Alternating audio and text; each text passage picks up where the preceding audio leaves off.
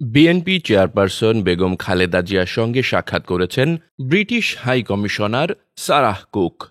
খালেদা জিয়ার স্বাস্থ্য সহ দেশের সার্বিক বিষয় নিয়ে সময় আলোচনা হয়। যুক্তরাজ্যের পক্ষে তাদের পরিকল্পনার কথা জানান সারাহ কুক। বৈঠক শেষে সাংবাদিকদের এসব তথ্য জানান বিএনপির স্থায়ী কমিটির সদস্য আমির খসরু মাহমুদ চৌধুরী। তিনি বলেন, মূল উদ্দেশ্য ছিল ম্যাডামের স্বাস্থ্যের বিষয়ে খোঁজ খবর, একই সঙ্গে চিকিৎসার জন্য দেশের বাইরে যাওয়ার জন্য ওনার শরীর ঠিক আছে কিনা।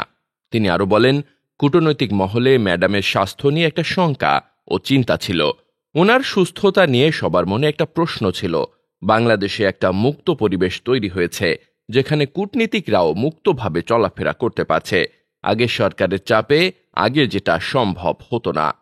খসরু আরও বলেন, দ্বিতীয় স্বাধীনতার পর নতুন প্রেক্ষাপটে বাংলাদেশ কোথায় যাচ্ছে এ বিষয়টিও জানার ছিল তাদের। বাংলাদেশ ও যুক্তরাজ্যের সম্পর্কের বিষয়ে তাদের চিন্তা ভাবনা ম্যাডামকে জানিয়েছেন সারাহ কুক।